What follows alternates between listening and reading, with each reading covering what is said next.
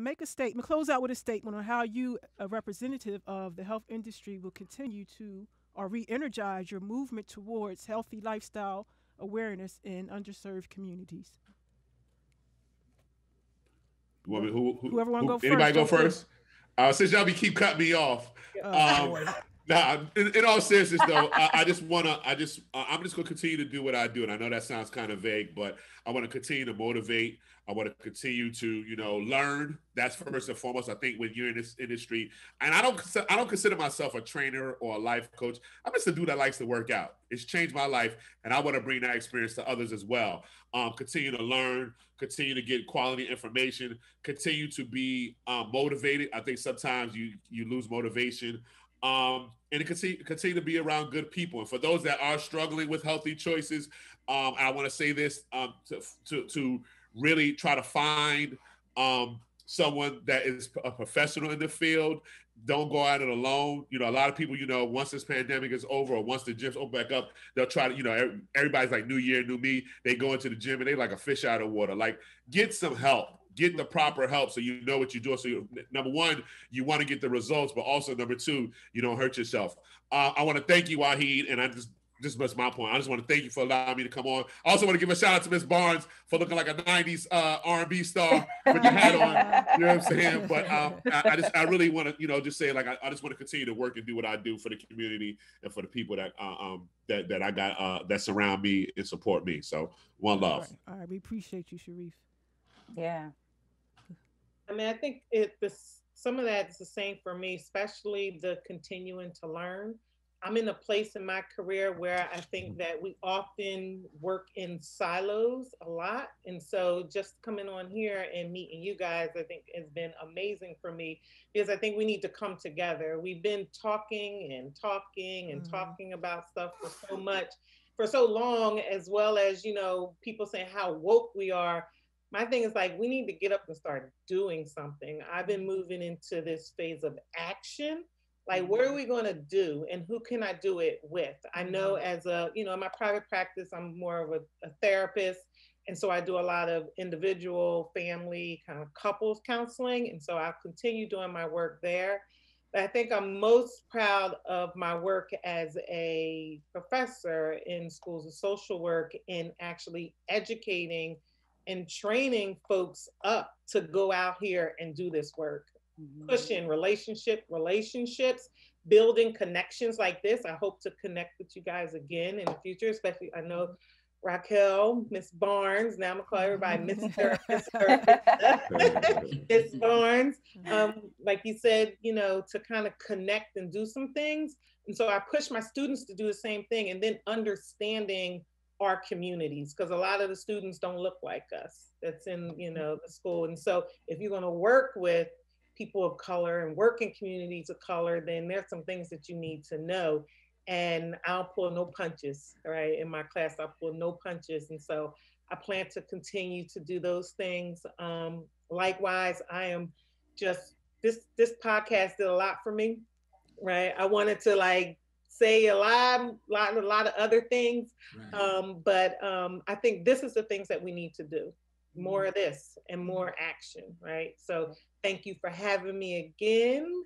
Now I'll be calling you Wahid, because that's stuck in my head. I'm like, my birthday. I'm like, Wahid, what's going on? What you doing? Thanks for having me. And oh man, what you're doing right here, this is amazing. So, thank you for sharing your wisdom in the mental health field. Love it. Yeah.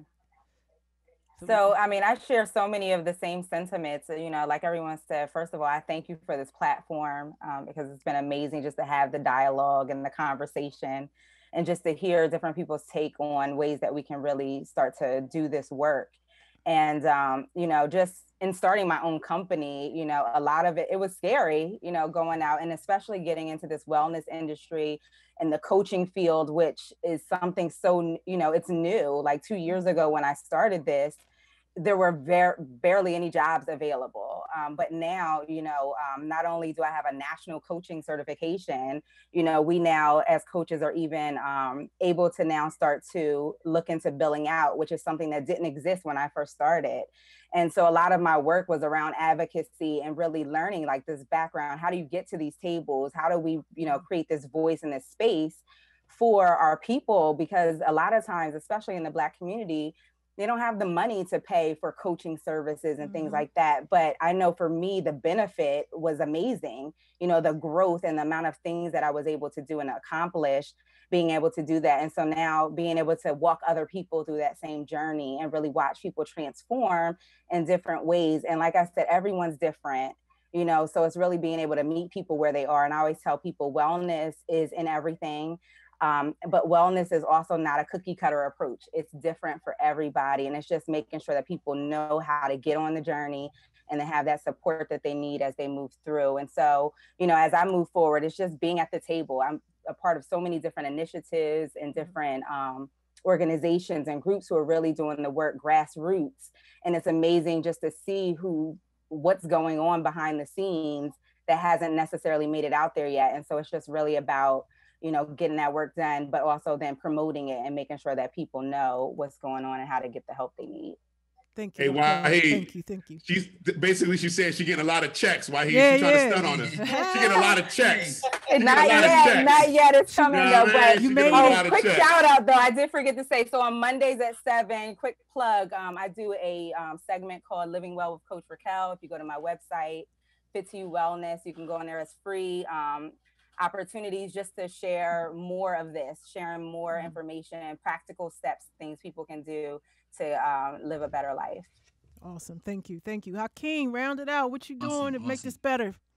Listen, there's so many themes that I've heard tonight. You know what I mean? We have some personalities where we all have this story of when nutrition and health and wellness became sort of this priority. And, mental health, getting the message out there, education. I consider myself kind of the OG. I've been in the fitness world for about 20 some years now. Have dealt with my own mental health, didn't know it was mental health at the time. And it was a moment where I had to do a mind shift. And I really did an introspective journey and found myself. And since then, I've been able to help others transform themselves, not necessarily physical, but from an emotional place. And so I'm one of those young brothers that's on the front lines. I can still say that I'm young because, I feel young. I treat my in the same way that I expect my clients to do so. And so they can trust that I'm going to do what they're being asked to do. So, though I don't like to put myself in a box, when I first introduced myself, I struggle with calling myself the coach or calling myself the fitness trainer, because I'm so many different things to so many different people. And God has given me the ability to articulate just the importance of health from a spiritual, mental place. I started with In His Image Fitness, first realizing that before you hit any journey, you have to be at peace with yourself. When you look in the mirror, you have to know that you were already wonderfully and creatively made by God Himself. And many people have been where you are.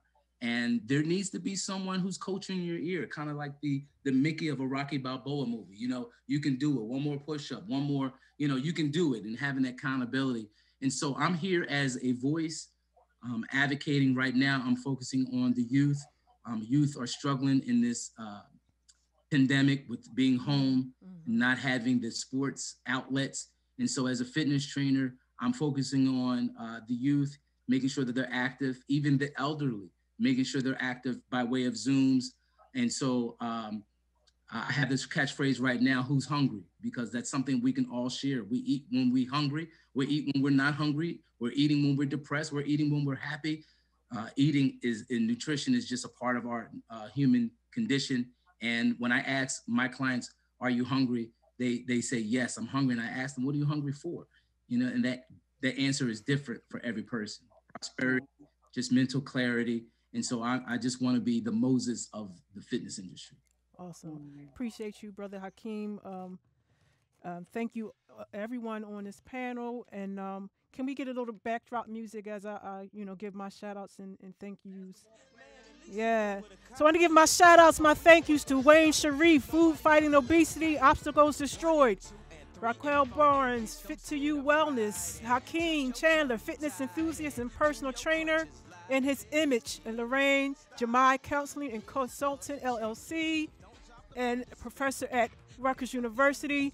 Shout out to executive producer Joe Malachi. We got Jay over there on the video doing his thing. We got Will back there engineering.